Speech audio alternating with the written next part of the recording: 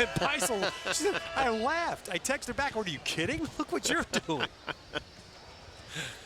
That's funny.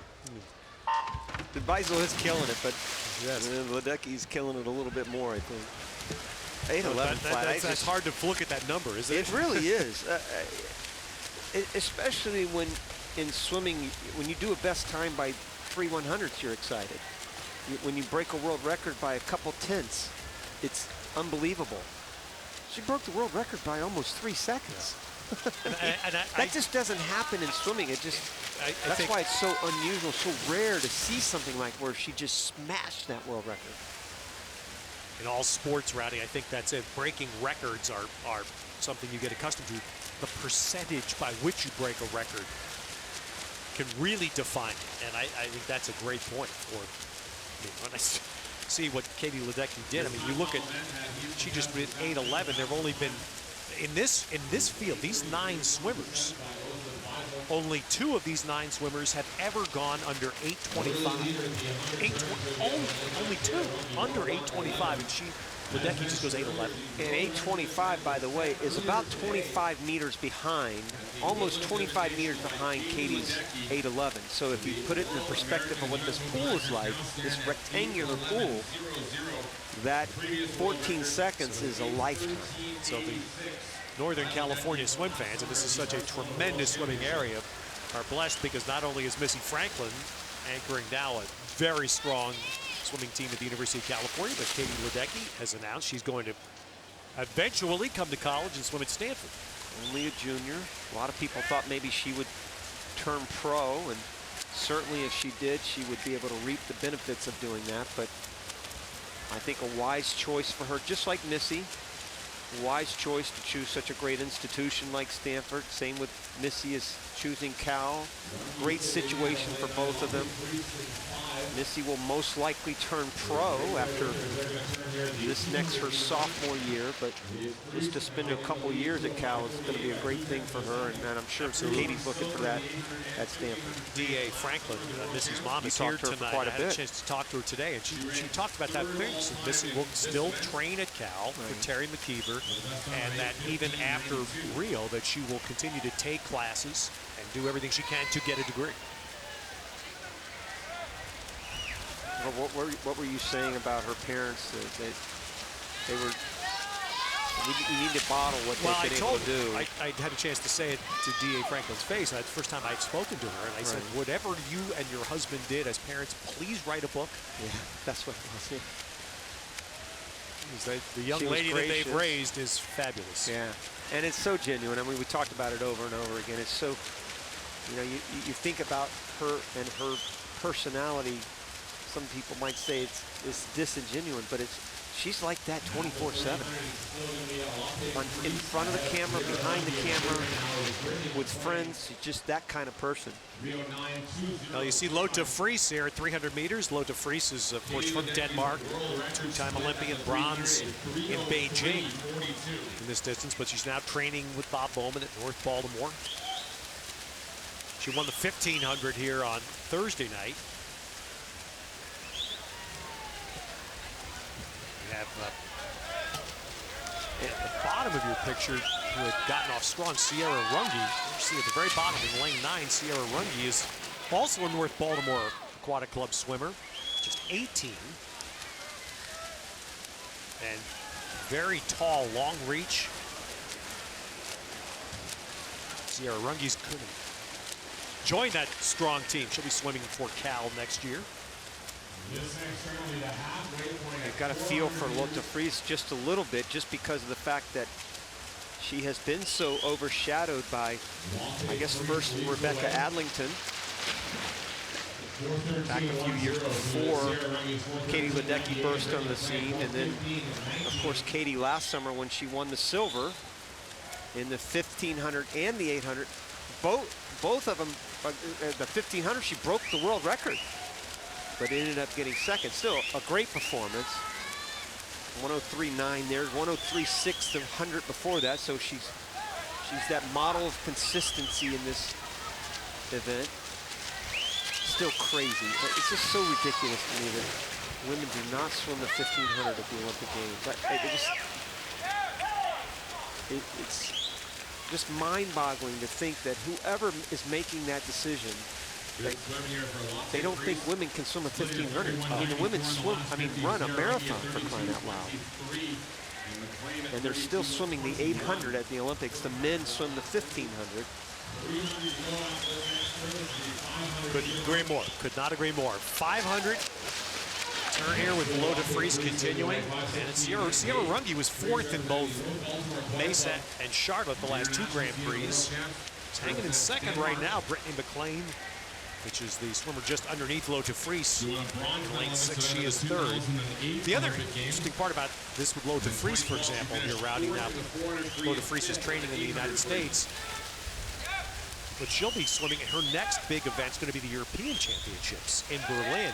And that's what's interesting about this year, midpoint in the Olympic cycle for the swimmers, is that the United States swimmers are not going to see a lot of the other great swimmers around the world.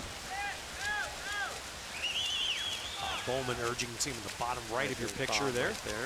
But they're not going to see, they'll see some of the swimmers in the Pan Packs coming up in late August. But a lot of the other great swimmers in the world, the American swimmers won't see them. It's a split summer, no doubt about it. We saw that the other day when a lot of the Europeans got up on the blocks and swam, and it was the only chance that they would see them would be here at this Grand Prix. It's kind of a wacky summer, no doubt about it, but it's an important summer, as we mentioned before, for the United States anyway. This is their only chance to make the national team, a national team anyway, for the next 2 years. The selection for the World Championships next summer is based off the national championships and the Pan Packs. Right. In Australia. It's a combination factor, but you've got to make Pan Packs at the Nationals. That's why the Nationals is even more critical than the Pan Packs. Because you don't make it you don't make Pan Packs, you're not going to make World Championships. Well, that's so interesting because it's almost a year out. You see Bob Bowman was really, you can see he was really urging on Sierra Runge. Runge had a fabulous previous 50. She had narrowed the gap, and Lotte Friis got a little bit of it back. Runge is hanging right in there. All right, so here's the bell for the final 100. And now, boy, and Sierra Runge just went, she went 31.3 on that 50. She shaved 6/10 off. And the thing is, she's breathing to her left. You see Friis is breathing to her left as well. So Runge will have the advantage coming home this last 50. And she just needs to start putting her legs into it just a little bit. There's Bob Bowman, her coach, right there to the right. You can see her. See that motion he's making? Bob, Ted, that's a motion. Kick. Put your kick into it. And that's what she needs to do. She's flipped right even with Lotte Friis. Pulled ahead into the final 50. Now, of course, Bob Bowman's also coaching Lotte Friis right now. So this is an interesting scenario, but Sierra Runge has pulled into the lead. But I think he's not necessarily more excited, but I think he's excited about the fact that what Runge can do from a personal best standpoint, and she's done it. She's going to go right by Friis, and she's going to win this race. Friis is pushing on here at the end, but let's see, can Runge come in? And she does, Sierra Runge. And they do beat Elizabeth Beisel's earlier time, so that is a win for Sierra Runge, her first on the Grand Prix circuit, and she just chopped 9 seconds off her personal best. Well, if you put it in the context of what Ledecky did earlier today, where she broke the world record by almost 3 seconds, and you go a best time by 9 seconds, that's not a bad swim. And I think if I had Bob Bowman right here, right on top of me saying, go, go, go, I'd probably go fast too. You don't want to have one of the best swim coaches in the world right on top of your lane going, kick, kick, kick. And there she is at the bottom of the screen. You could see her breathing to her left. She could see Friis coming home. Friis tried to make a run at it, as you said, Ted. She tried to come back, but couldn't quite do it. The last 150. Each of the last 350 legs, Sierra Runge was faster than Lotte Friis. And that was the difference. She never gave up on that race. Well, you know, when you train with somebody like Lotte Friis every single day, it's got to help you. And there's Friis right there. There they are. Yeah, North Baltimore teammates all together. Julian Ryan, who's in lane 4. Jillian Ryan finished 4th, so North Baltimore had 3 of the top 4 places, but a nice moment for Sierra Runge, with Freese taking 2nd, Brittany McLean holding on 3rd, and I should say Elizabeth Beisel ends up with her time from earlier today. Elizabeth Beisel does get 4th, Jillian Ryan 5th, but still that's a nice moment for a young swimmer. Her first win on the Grand Prix Series.